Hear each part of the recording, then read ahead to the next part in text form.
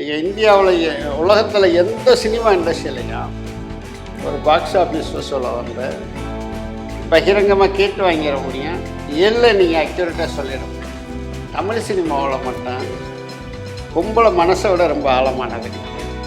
பெண்ணின் மனதனுடைய ஆழத்தை கூட நீங்கள் கண்டுபிடிச்சிடலாம். தமிழ் சினிமா பாக்ஸ் ஆஃபீஸில் சொல்ல நீங்கள் அக்யூரேட்டாக அந்த கம்பெனி சொல்லாமல் தெரிஞ்சுக்கிற முடியாது.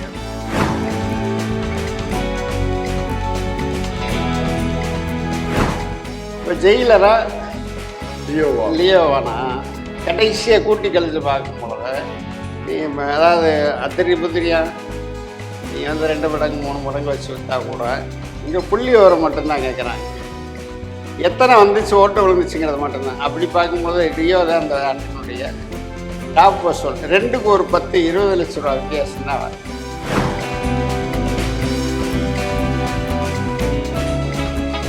கேட்குற சம்பளத்தை வாங்கிக்க, நான் தான் ஹீரோ, நான் சொல்கிறத விட இப்படித்தான் சினிமாவில்.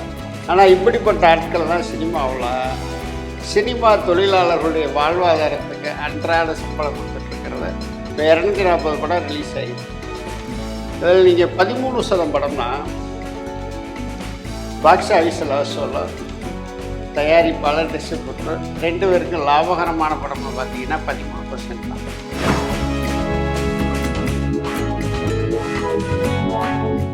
இந்த வீடியோவை உங்களுக்கு வழங்குபவர்கள் Paces Pay, secure digital payments with multiple features and great success rate. வணக்கம். நம் கண் முன்னால் ஓராண்டு கடந்து விட்டது. கடந்து போன 2023ஆம் ஆண்டில் வெளிவந்த தமிழ் சினிமாக்கள் பற்றி பேசுவதற்காக இங்கே பத்திரிகையாளர் ராமானுஜம் அவர்கள் வந்திருக்கிறார். அவரை அன்புடன் வரவேற்போம். வணக்கம். வணக்கம். எப்படி இருக்கீங்க? நல்லா இருக்கேன். நிறைய சினிமா பத்தி நம்ம பேசியிருக்கோம் கடந்த ஒரு ஆண்டா. வாழ்க்கையே சினிமா தானே சினிமா ஓடிட்டு இருக்கு. 2022 2023 ஏன்னா 2024 வரவேற்க காத்திருக்கோம். இன்னும் ஒரு நாள்ல 2024 வரப்போகுது. 2022 2023 இந்த ஒரு வருட காலகட்டம் இருக்குல்ல, இந்த காலகட்டத்துக்கு என்ன டிஃபரன்ஸ், எப்படி வளர்ந்துருக்கு தமிழ் சினிமா? 2019 20 21 22 இது தமிழ் சினிமாவுக்கு ஒரு நெருக்கடியான காலகட்டம். அதிலிருந்து மீண்டு 2023 தமிழ் சினிமா ஜனவரியிலே அது பாய்ச்சல் வகத்தில் தான் ஆரம்பித்தாங்க. ஏன்னா இந்த வருஷம் நேற்று தான் கடைசி வெள்ளிக்கிழமை 52வது வாரம் சினிமா வாரம்ங்கிறது. 250 படம் வரைக்கும் நேரடி தமிழ் படங்கள். இதில் வந்து 1-2 ஏன்னா நேற்று டெலிவரி ஆனது இன்னும் ஸ்க்ரீன் கிடைக்காம 1-2 படம் இன்னும் தடுமாறிட்டு இருக்கு. அதனால் 245 படம்னு வச்சுக்கிட்டோம்னா கூட அதில் நீங்கள் பார்த்தீங்கன்னாக்கா ஒரு ஸ்டார் வேல்யூ, நட்சத்திர அந்தஸ்து, பிரபலமானவர்கள் நடித்தது, ஒரு ப்ராப்பராக விளம்பரம் பண்ணி அதை மக்கள்கிட்ட கொண்டு போய் சேர்த்த படம்னு பார்த்தீங்கன்னாக்கா நீங்கள் வந்து முதல் 6 மாதத்தில் வந்து ஒரு 22 படம். 2 ஜூலை டு டிசம்பருக்குள்ளே பார்த்தீங்கன்னாக்கா ஒரு 16 படம் தான். பாக்கி எல்லா படமுமே ஏன் பிள்ளையும் பள்ளிக்கூடம் போகிறான்ட்டு ஒரு படம் எடுப்போமே, ஜெயிச்சா படம் எடுப்பேன், இல்லைன்னா ஊரை பக்கம் போயிடும். இப்போ நீங்கள் சொல்கிற படங்கள் எல்லாமே ஒரு ப்ராப்பரான ப்ரொஃபஷனலாக பண்ணது, விளம்பரம், படத்தை ஒழுங்காக முடிக்கிறது, அதை கொண்டு போய் சேர்க்கறது, இதெல்லாம் பண்ணதுன்னு சொல்கிறீங்க. இல்லை, இங்கே வந்து சினிமாங்கிறது வந்து ஒரு அன்ஆர்கனைஸ்டு இண்டஸ்ட்ரி. நீங்கள் வந்து ஒரு இண்டஸ்ட்ரி அல்லது வேறு எந்த ஒரு ஃபேக்ட்ரி எதுனாக்கா அதுக்கு ஒரு கட்டமைப்பு இப்படித்தான் இருக்கணும்னு இருக்கும். சினிமாங்கிறது ஓப்பன் மார்க்கெட். பணம் இருக்கிற ஆள் படம் எடுக்கலாம். கதாநாயகன் வரும்னா ஒருத்தர் தயாரிப்பாளராக்கலாம், இயக்குனராக்கலாம். அதனால தான் சினிமாவில் நீங்கள் 100% வெற்றி என்பது வந்து சாத்தியம் இல்லாமல் இருக்கிறதுக்கு காரணம். ஏன் பணம், நான் ஹீரோ, அந்த ஹீரோவுக்கான முகம் அங்கலட்சணமே இல்லாமல் டைரக்டரை நீ கேட்குற சம்பளத்தை வாங்கிக்க, நான் தான் ஹீரோ, நான் சொல்கிறத விட இப்படித்தான் சினிமாவில். ஆனால் இப்படிப்பட்ட ஆட்கள் தான் சினிமாவில் சினிமா தொழிலாளர்களுடைய வாழ்வாதாரத்துக்கு அன்றாட சம்பளம் கொடுத்துட்ருக்கிறது. இப்போ 240 படம் ரிலீஸ் ஆகிருக்கு. இதில் நீங்கள் 13% படம்னா பாக்ஸ் ஆஃபீஸில் சொல்ல தயாரிப்பாளர் டிஸ்ட்ரிபியூட்டர் 2 பேருக்கும் லாபகரமான படம்னு பார்த்தீங்கன்னா 13% தான். பாக்கி எல்லா படங்களுமே அந்த பட தயாரிப்பு செலவு கூட ரெக்கவரி பண்ணாமல் ஓடிடி தொலைக்காட்சி ஏதாவது வந்த விலைக்கு வித்துட்டு போகிற மாதிரி தான் இப்போ ஓடிக்கிட்டு இருக்கு. இல்லை, அனுபவம் இல்லாமல் சினிமாவுக்கு வராங்களே, ஹீரோ ஆசை ஆல்ரெடி பணம் இருக்குன்னு படம் பண்ண வராங்கல்ல, அவங்க இப்போ இந்த காலகட்டத்தில் அவங்க படத்தை வெளியிடவே முடியாது. இல்லை, அனுபவம் இல்லாமல் அதாவது சினிமாவுக்கான சினிமா எப்படி எடுக்கிறது இதை சொல்லி கொடுக்குறதுக்கு நீங்கள் இப்போ ஏற்கனவே ஜெயிச்ச ஒரு தயாரிப்பாளர் இன்னொருத்தருக்கு சொல்லி கொடுக்க தயாராக இல்லை. அவன் கம்மாக்குள்ளே இறங்கி மீன் முடிஞ்சால் மீன்பிடி, இல்லைன்னா சேருக்குள்ளே மாட்டிக்கிட்டு உள்ள போய் இதுதான். அதே மாதிரி தான் நடிகர்களும். ஏன்னா இப்போ நீங்கள் சென்னையில் பார்த்தீங்கன்னாக்கா நடிக்கிறது கூத்துப்பட்டறைன்னு ஒன்று இருக்குது சொல்லி கொடுக்குறதுக்கு. அங்கே கூத்துப்பட்டறையில் நடிப்பு கற்றுக்கிட்டு வர்றவங்க நடிக்கிறது ஒரு மாதிரி இருக்கும். சுயமாக வர்றவங்க அவங்க அதுக்கு தன்னை தயார்படுத்திக்கிறது ஒரு விஷயம். இதே மாதிரி தான் டைரெக்ஷன் வந்து நீங்கள் பிரபலமான இயக்குநர்கள்ட்ட இருக்காங்க, பிரபலமான இயக்குநர்கள்ட்ட இல்லாமையே இன்றைக்கி நீங்கள் உதாரணத்துக்கு பார்த்தீங்கன்னா மணிரத்னம் ஆர்டி மகேஷன்ல லோகேஷ் கனகராஜ் ஷார்ட் ஃபிலிம் எடுத்துகிட்டு ஸ்ட்ரைட்டாக மாநகர் படத்தில் டைரக்டர் ஆனவர். இப்போ நிறைய பேர் இண்டஸ்ட்ரியில் வந்து அச்சீவ் பண்ணவங்களும் இருக்காங்க. அது இயல்பாகவே அவங்க அந்த ஆர்வத்தோடு வர்றது. ஆனால் இந்த வருஷத்துல நீங்கள் படங்களில் பார்த்தீங்கன்னாக்கா நீங்கள் விஜய்க்கு 2 படம், நீங்கள் வந்து இந்த வருஷத்துடைய ஆரம்பத்தில் அவருக்கு வந்தது வந்து வாரிசு, கடைசியில் வந்தது இல்லையோ. வாரிசு அவரை வாரி விட்டுருச்சுன்னு தான் சொல்லணும். இல்லையோ வந்து அவருக்கு லெப்டாக மாதிரி இன்றைக்கி ஊடகங்கள் போகாமல் ஜெயிலர் அதிகம் பண்ணுச்சா லியோ அதிகம் பண்ணுச்சான்னு விவாதம் பெரிய விவாதமே நடந்தது. நீங்கள் இந்தியாவில் உலகத்தில் எந்த சினிமா இண்டஸ்ட்ரியிலையும் ஒரு பாக்ஸ் ஆஃபீஸ் வசூலை வந்து பகிரங்கமாக கேட்டு வாங்கிட முடியும், இல்லை நீங்கள் அக்யூரேட்டாக சொல்லிட முடியும். தமிழ் சினிமாவில் மட்டும் பொம்பளை மனசை விட ரொம்ப ஆழமானதுங்க. பெண்ணின் மனதனுடைய ஆழத்தை கூட நீங்கள் கண்டுபிடிச்சிடலாம். தமிழ் சினிமா பாக்ஸ் ஆஃபீஸில் சொல்ல நீங்கள் அக்யூரேட்டாக அந்த கம்பெனி சொல்லாமல் தெரிஞ்சுக்கிற முடியாது. ஏன்னா எல்லாருக்குமே என்னென்னாக்கா அந்த லியோ படத்தில் ஒரு பெரிய சந்தேகம் நம்மளே பேசியிருக்கோம். ஷாருக்கான் படமே அவ்வளோ பண்ணல, இது எப்படி 148. அதுக்கு ஒரு நுழைந்த விளக்கத்தை படத்துடைய தயாரிப்பாளர் அவர் சந்திக்கும் பொழுது தனிப்பட்ட முறையிலே சொன்னார். 148.5ங்கிறது பொய் இல்லை, உண்மைதான். ஆனால் நீங்கள் நினைக்கிற மாதிரி இல்லை. நீங்கள் விஜய் படங்களுக்கு வெளிநாடுகளில் வந்து ப்ரீமியர் ஷோன்னு ஒன்று இருக்குது. அது வந்து உலகத்தில் படம் வெளியாகிறதுக்கு முன்னுக்கு அந்த படத்தை பார்த்துணுன்ற ஆர்வ கோளாறில் இருக்கிறவங்கிட்ட நம்ம கேட்குற காசு அவன் கொடுப்பான். இங்கே நீங்கள் 500ரூவாங்கிறது பெருசு, அங்கே 5000 ரூபா கொடுத்து டிக்கெட் வாங்குறது. அப்படி ப்ரீமியர் ஷோ போட்டதன் மூலம்தான் விஜய் படத்துக்கு வெளிநாடுகளில் அதிகமான வசூல் கிடைச்சது. மற்றபடி தமிழ்நாடு, கேரளா, ஆந்திரா, கர்நாடகா எல்லாமே பொய் சொல்லலாம். இங்கே 35 கோடி வந்துச்சு, கேரளாவில் வரலாற்று சாதனையாக அதை வசூல் பண்ணுச்சு. ஆனால் ஷாருக்கான் படம் அது பண்ணலையே அப்படிங்கும்போது ஷாருக்கான் படத்துக்கு ப்ரீமியர் ஷோ அவங்க போடுறதில்ல, மல்டி லாங்குவேஜ். அதனால் அது சாத்தியம்தான். அப்படிங்கும் பொழுது இப்போ ஜெயிலரா லியோவானா கடைசியாக கூட்டி கழித்து பார்க்கும் பொழுது நீங்கள் அதாவது அத்திரி புத்திரியா நீங்கள் வந்து 2 மடங்கு 3 மடங்கு வச்சு விற்றா கூட இங்கே புள்ளி வரம் மட்டும்தான் கேட்குறாங்க. எத்தனை வந்துச்சு ஓட்டு விழுந்துச்சுங்கிறது மட்டும்தான். அப்படி பார்க்கும்போது லியோ தான் அந்த ஆண்டினுடைய டாப் வசூல். 2க்கு ஒரு 10-20 லட்ச ரூபா வித்தியாசம் தான் வருது. இப்போ 2023 மிகப்பெரிய ஹிட் படங்கள், மிகப்பெரிய வசூல் சாதனை செய்த படங்கள் எத்தனை? அதாவது வசூல் சாதனைன்னு நீங்கள் எந்த படத்தையுமே சொல்ல முடியாது. நீங்கள் இந்த ஆண்டில் வந்து நீங்கள் வந்து வாரிசு ஒரு வாத்தி தனுஷு, அதே மாதிரி துணிவு அஜித்துக்கு, வாரிசு விஜய்க்கு. அதே மாதிரி நீங்கள் பார்த்தீங்கன்னாக்க அடுத்து பார்த்தீங்கன்னாக்க மாவீரன் Sivakarthikeyan, Jailer Mark Antony, Leo. இப்போ கடைசியாக வந்ததெல்லாம் ஃபைட் கிளப். ஏதோ மட்டும்தான் நீங்கள் வந்து தியேட்டருக்கு வந்து ஆட்களை கொண்டு வந்து குமிச்ச படம்னு சொல்ல முடியும். அதாவது பிரம்மாண்டம் 50 கோடி ரூபா அல்லது 30 கோடி ரூபா அல்லது 100 கோடி ரூபாய்க்கு மேலே பட்ஜெட் அப்படின்னு பார்த்தீங்கன்னாக்க நீங்கள் அந்த ரேஷியோவில் பார்த்தீங்கன்னாக்கா பொன்னியின் செல்வன் மிகப்பெரிய budget, Ponniyin Selvan 2, Ponniyin Selvan, Leo, Jailer, மாவீரன், அதே மாதிரி வாரிசு, துணிவு, விடுதலை, இந்த படங்கள் தான் மிகப்பெரிய வசூல்னு. அதாவது இது வந்து நீங்கள் இப்போ முத நாளில் வந்து ஒரு 50 கோடி ரூபா அதிகப்படியாக வசூல் பண்ணிச்சுன்னா நீங்கள் சாதனைன்னு சொல்லலாம். நீங்கள் உங்களுடைய முதலீட்டுக்கே மூச்சு திணறி வசூல் பண்ணும்போது அது சாதனைன்னு சொல்ல முடியாது. நீங்கள் லியோ முத நாள் 148.5 வசூல் பண்ணது சாதனை. அடுத்தடுத்த நாள் அதனுடைய வசூல் குறைஞ்சிருச்சு. அதே மாதிரி நீங்கள் வந்து பதான், ஜவான் இந்த வருஷம் வந்த படங்களில் அது முத நாள் செஞ்ச வசூலுங்கிறது சாதனை. அதே மாதிரி ஷாலார் இப்போ வந்து அதுவும் சாதனை. நீங்கள் இதுக்கு முன்னாடி சொல்லும்போது லியோவுக்கும் ஜெயிலருக்கும் ரொம்ப குறைவான டிஃபரன்ஸ் இருந்தீங்க. ஆனால் ஜெயிலர் வந்து மிகப்பெரிய வெற்றி அடைஞ்ச படம் இல்லை ஜெயிலர். இல்லை, அதாவது இங்கே ஒரு மதிப்பீடு என்ன பண்ணுறாங்கனாக்கா, இப்போ லியோ 630 கோடி ரூபா உலகம் முழுவதும் மொத்த வசூல்.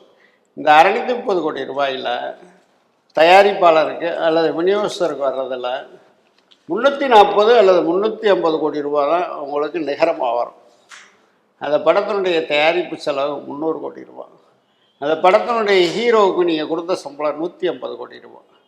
150 கோடி ரூபாய் சம்பளம் கொடுத்து நீங்கள் ஒரு ஹீரோ, இந்தியாவில் இருக்கக்கூடிய மல்டி ஸ்டார்லாம் நடித்த ஒரு பிரம்மாண்டமான மிகப்பெரிய ப்ரமோஷன் பண்ண படம் நீங்கள் ஒரு 1000 கோடியை வசூல் பண்ணியிருந்தா நீங்கள் ஒரு பெரிய லாபம் கிடச்சிருக்கோம். நீங்கள் உங்களுடைய மொத்த முதலீட்டில் யூனிவர்சலாக நீங்கள் காமனாக பார்க்கக்கூடியது 15% லாபம் என்பது ப்ராஃபிட் இருக்கணுங்கிறது பொதுவான விதி. அந்த லாபத்துக்கே நீங்கள் எவ்வளோ மூச்சு போட்டு போராட வேண்டியது இருக்குது. 200 ரூபா டிக்கெட்டை 500 ரூபாய்க்கு விற்க வேண்டியதாக இருக்குது. இயல்பான வெற்றி என்பது வேறு, ஊக்க மருந்து கொடுத்து பெறக்கூடிய வெற்றி என்பது வேறு. இந்த ஆண்டு நீங்கள் ஜெயிச்சா அல்லது பாக்ஸ் ஆஃபீஸில் ஹிட்டு அப்படின்னு சொன்ன படங்கள் எல்லாமே நீங்கள் வந்து ஊக்க மருந்து சாப்பிட்டு ஓட்டப்பந்தய வீரன் மாதிரி நீங்கள் வந்து டபுள் மடங்கு விலைக்கு விற்று தான் நீங்கள் வசூல் கணக்கு கூட்டியிருக்கீங்க. இயல்பான வசூல் இல்லை. ஆனால் இதுக்கு நேர் எதிராக இந்த ஆண்டு வெளியான பட்ஜெட் படங்கள் எல்லாமே நீங்கள் பார்த்தீங்கன்னா பிரம்மாண்ட படங்களை பூரா தலைகளை தூக்கி தொங்க விட்டுருக்குது. இப்போ இன்னொரு கேள்வி நான் கேட்கணும்னு நினச்சேன்.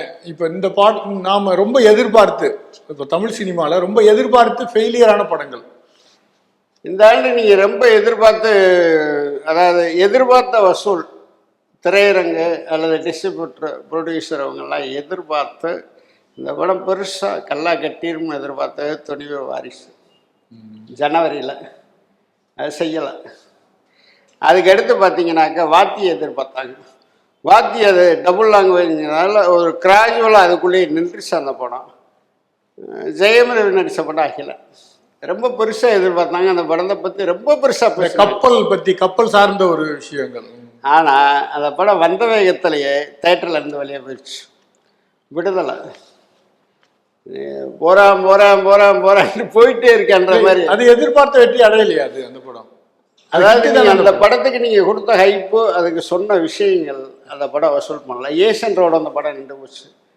பிஎன்சியில் வெகுஜன படமாக அது, அதாவது நீங்கள் ஒரு வெகுஜன படமாக என்னைக்கு மாறுதோ அதுதான் மிகப்பெரிய வசூலை அந்த படம் வந்து எடுக்க முடியும்.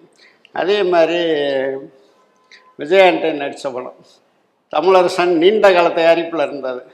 அந்த படம் அட்ரு ஃப்ளாப் ஆகுது.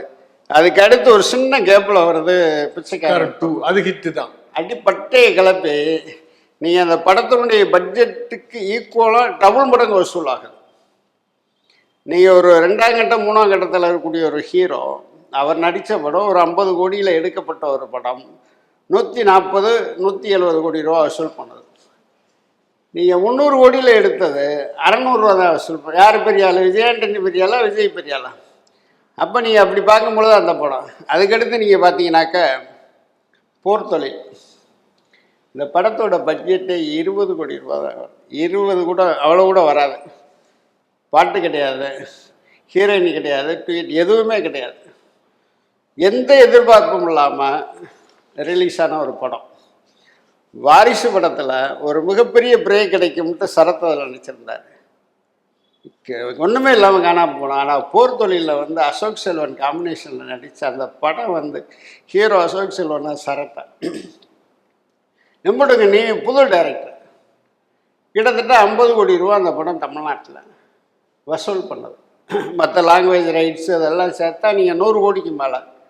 ஒரு 15 கோடி ரூபாய்க்குள்ள தயாரிக்கப்பட்ட படம் ஒரு 85 கோடி ரூபாய் கூடுதலாக வசூல் பண்ணி தருது.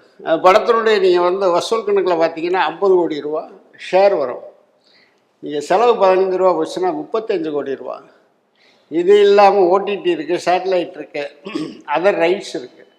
ஸோ உண்மையான இதுதான் இயல்பான வெற்றிங்கிறது.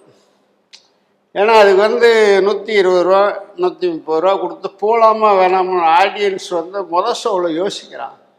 2வது ஷோவில் இருந்து அது வந்து அப்படியே பட்டையை கட்டி பறந்துட்டு போகுது. அதே மாதிரி நீங்கள் பார்த்தீங்கன்னா தலைநகரை ரொம்ப எதிர்பார்த்த படம். தலைநகரம் நல்லா ஓடிச்சு. தலைநகரம் 2 பெருசு.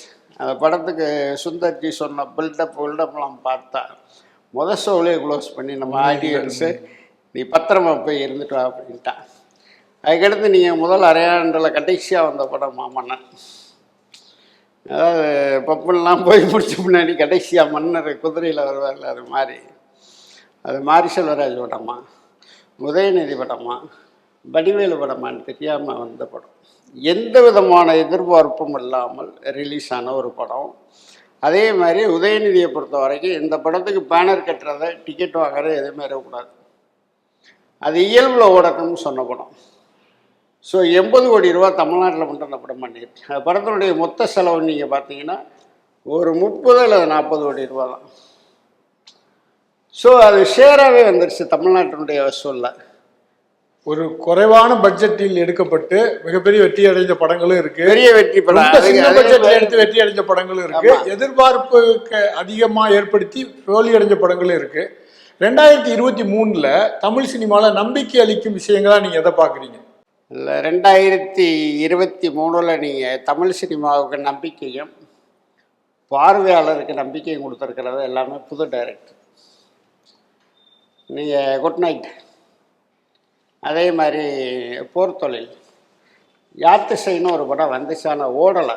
ஆனால் பெருசாக அந்த படத்தோட ட்ரெய்லர் வந்து பொன்னியின் செல்வனை மிரட்டுச்சு. தரணி ராஜேந்திரன் இயக்குனர் அந்த படத்தை ப்ராப்பராக ஒரு கம்பெனி ரிலீஸ் பண்ணி அதுக்கான ப்ரொமோஷன் எல்லாமே பண்ணியிருந்தா அந்த படம் ஒரு மினிமம் கேரண்டியாக இருந்திருக்கும். அதை அவங்க செய்யலை. இதுதான் மார்க்கெட்டிங் ஸ்ட்ராட்டஜிங்கிறது. அது பண்ணாமல் இருப்பேன். அதே மாதிரி இருக்கப்பட்டு ஒரு சின்ன பட்ஜெட்டில் எடுத்த படம் பெரிய லெவலில் ஓடிச்சு. அதே நிறுவனம் பர்ஹானான்னு ஒரு படம் வந்துச்சு, ஐஸ்வர்யா ராஜேஷை வச்சு. ஆனால் அது ஒரு நல்ல படம். படம் கரெக்டாக மக்களுக்கு அதை ரிசீவ் பண்ணிக்கிறல. இப்படி தோத்த படமும் இருக்குது, நல்ல படம். அதே மாதிரி நீங்கள் பார்த்தீங்கன்னா நாடுன்னு ஒரு படம் வந்துச்சு, அது மக்கள்கிட்ட போய் ரிசீவ் ஆகலை. இப்படி நம்பிக்கைக்குரிய படங்களும் வந்தது வந்து தோற்று போயிருக்கு. 2வது நம்ப வச்சு கழுத்தெடுத்த ருத்ரன், சந்திரமுகி 2. சந்திரமுகிக்கெல்லாம் என்ன பில்டப் கொடுத்தாங்க, படம் ஓடலையே. வந்த 2வது நாளே ஒன்றும் எதிர்பார்த்த அளவுக்கு இல்லை. பொன்னியின் செல்வன் வந்து என்னென்னா நீங்கள் வந்து அது ஆடியன்ஸோட தப்பு கிடையாது, கம்பெனியோட தப்பும் கிடையாது. படிக்கப்பட்ட ஒரு நாவல் முதல் பாகத்தில் நீங்கள் சொல்லிட்டீங்க. 2வது பாகம் எப்படி இருக்குங்கிறது எனக்கு தெரியும். பொறுமையாக பார்த்துக்கிறோம், இல்லை ஓடிடியில் பார்த்துக்கிறோம். அந்த படம் வந்து நீங்கள் வந்து 2022 2023 2 பாகமும் வந்திருந்தா கூட அந்த படம் ஓவரால் ப்ராஃபிட் படம், லாபகரமான பைசாவுக்கு பைசா லாபம் கொடுத்த படம் பொன்னியின் செல்வன். அதை இந்த பார்ட் 2 வச்சு நம்ம ஜட்ஜ் பண்ணவோ அல்லது மதிப்பீடு பண்ணவோ முடியாது. இப்போ 2023 எந்த நடிகருக்கு ஒரு சிறந்த ஆண்டா இருக்கு? 2023 எந்த நடிகருக்கு சிறந்த ஆண்டா இருக்கு? 2023 விஜய்க்கு சொல்லலாம், சரத்குமார் சொல்லலாம், அசோக் செல்வன் சொல்லலாம், 3 பேர் சொல்லலாம். அதே மாதிரி சூரி ஹீரோ அறிமுகமாகியிருக்கார். ஏன்னா விடுதலைன்ற ஒரு படத்தில் அவர் போட்ட எஃபெக்ட்டுக்கான அடுத்தடுத்து அவருக்கான காமெடி நடிகர் ஒரு ஹீரோவாக மாறி இருக்காரு. இல்லை, இங்கே தான் நம்ம காமெடி குணச்சித்திரன் பார்க்குறோம். காமெடி நடிகராக பார்த்துட்டு இருந்தேன் அவரை. அதாவது இந்த ஆண்டில் 2 அதிசயம் நடந்திருக்கு. நம்ம காமெடி நடிகனாவே பார்த்த வடிவேலுக்குள்ளே இருந்த ஒரு நடிகன் குணச்சித்திர நடிகனை வெளியே கொண்டு வந்தார் மாரி செல்வராஜ். அதே மாதிரி நீங்கள் ஒரு துணை நடிகராக மட்டுமே ஜெய் பீமில் பார்த்த மணிகண்டன் ஒரு ஹீரோ மெட்டீரியலுங்கிறத குட் நைட் படம் ப்ரூவ் பண்ணியிருக்கு. அதே மாதிரி தான் சூரி விடுதலை படத்தில் ஒரு ஹீரோ மெட்டீரியல் அப்படிங்கிறத ப்ரூவ் பண்ணியிருக்காருன்னு சொல்லலாம். அதே மாதிரி புதிய இயக்குநர்கள் எல்லாருமே அவங்களுக்கு சரியான பிளாட்ஃபார்ம், சரியான கம்பெனி, சரியான ப்ரொமோஷன், சரியான நடிகர்கள் கிடைச்சால் தமிழ் சினிமாவில் தரமான படங்கள், குறைந்தபட்சத்தில் வெற்றிகரமான பாக்ஸ் ஆஃபீஸுக்கு கொடுக்கக்கூடிய படங்களை அவங்களால எடுக்க முடியுங்கிறத குட் நைட்டு, போர்த்தொழில், யாத்திசை, அதே மாதிரி நீங்கள் பார்த்தீங்கன்னா கிடான்னு ஒரு படம், கொய்கோ, இந்த மாதிரியான படத்தினுடைய இயக்குநர்கள்லாம் நான் யாருக்கும் ஜலைச்சவங்க இல்லை. ஆனால் எனக்கு பிளாட்ஃபாரம் கிடைக்கல. நான் என்ன செய்வேங்கிறத படங்கள் எழுத்துருக்காங்கன்னு சொல்லலாம். 2023 தமிழ் சினிமாவுக்கு பொற்காலம்னு சொல்லலாமா? பொற்காலம்னு சொல்ல முடியாது. வளத்தை நோக்கி பயணித்த காலம்னு சொல்லலாம். அதே மாதிரி 2023 சினிமாவில் ஒரு மிஸ்டேக் அப்படின்னு, ஒரு தவறா இருக்கு, இதெல்லாம் தவிர்த்திருக்கலாம் அப்படின்னு நினைக்கிற விஷயம். அதாவது சினிமாங்கிறது சமூகத்துக்கானது. சினிமாவில் ஒரு விஷயத்த சொன்னீங்கன்னா டக்குன்னு போய் ரீச் ஆகும். 2023 அதை பெரும்பான்மையான இயக்குநர்கள் தவறாகவே பயன்படுத்தியிருக்கிறாங்க. வன்முறை உச்சம். நீங்கள் அந்த ஆண்டனுடைய கடைசியாக அந்த ஃபைட்டில் பார்த்தீங்கன்னா, இல்லை ரஜினிகாந்த் நடிச்ச ஜெயிலராக இருக்கட்டும், இல்லை ஜெயம் ரவி நடிச்ச அகிலனாக இருக்கட்டும், எல்லா படங்கள்லையுமே மனித உயிர்களை மனித உயிராகவே மதிக்காமல் டக்கு டக்கு டக்குன்னு கொலை பண்ணுறதான் இந்த சமூகத்துக்கு தேவையில்லாத ஒரு விஷயம். அதை கூட நீங்கள் மறைச்சி கூட பண்ணுறதுக்கு தயாராக இல்லை. ரத்தம் தரிக்க, அதாவது நீங்கள் விஞ்ஞானத்துக்கும் அல்லது இயல்பான விஷயத்துக்கு அப்பாற்பட்ட கொலை கொள்ளை எல்லாமே, அதாவது வளமையாக இருந்த ஆண்டு இந்த ஆண்டு. இது எதிர்கால சந்ததிக்கு சிக்கலை உண்டு பண்ணும். ஏன்னா அடுத்து வரக்கூடிய ரைட்டு இதெல்லாம் ஃபாலோ பண்ணுவாங்க. அதாவது 1000 பேரை கொண்டாத்தான் அரை டாக்டர்ன்ற மாதிரி நம்ம ஒரு 100 பேரை கொண்டாத்தான் நம்மளுக்கு ஆக்ஷன் டைரக்டர் நினைப்பாங்களோ, ஆக்ஷன் ஹீரோவாக நினைப்பாங்களோ, ஒரு 50 நாள் அந்த படம் ஓடும் அப்படின்னு மனநிலையை கொண்டு வந்துடும். இப்போ 2024 சினிமா எப்படி இருக்குன்னு நீங்கள் கணிக்கிறீங்க? 2024 இதை விட ஜம்ப் ஆகும், இதை விட வசூல் அதிகரிக்கும், பெரிய நடிகர்களுடைய படங்கள் வரும். ஆனால் இவங்க கண் முன்னால் இருக்கக்கூடிய ஒரு மிகப்பெரிய அபாயம் என்பது, தமிழ் சினிமாவில் ஆரம்ப காலத்தில் சேட்டலைட் வந்தப்போ நடிகர்களுடைய சம்பளம் கொடுச்சு. அதுக்கு காரணம் என்னோடய சேட்டலைட் ரிலீஸில் போகுது. அதே மாதிரி எஃப்எம்எஸ் இப்போ அந்த ஒரு பிரச்சனை வந்துச்சு. இப்போ ஓடிடியில் ஒரு நடிகருடைய படம் வழக்கு விற்கிதுன்னு இப்போ ஓடிடி படங்கள் வாங்குறத நிப்பாட்டிட்டாங்க. பெரிய படங்கள் மட்டும்தான் வாங்குறது, சின்ன படங்கள் வாங்குறது. ஓடிடி வருமானம் இல்லாமல் தங்களை தகவமைச்சுக்கிறது அல்லது படங்கள் தயாரிக்கிறதுக்கு 2024 தமிழ் சினிமா தயாரிப்பாளர்கள் தயாராக வேண்டிய கட்டாயம் இருக்குது. அதுக்கான அபாயமணிய ஓடிடி நிறுவனங்கள் இந்த ஆண்டினுடைய இறுதியில் அடிச்சாச்சு. இதுதான் 2024. 2023 தமிழ் சினிமா பற்றி நிறைய தகவல்களை பகிர்ந்துக்கிட்டீங்க. நன்றி, வணக்கம். இந்த வீடியோ உங்களுக்கு பிடிச்சிருந்தா லைக் பண்ணுங்க, ஷேர் பண்ணுங்க, கமெண்ட் பண்ணுங்க. மறக்காம OH சினிமா சேனலுக்கு சப்ஸ்கிரைப் பண்ணுங்க.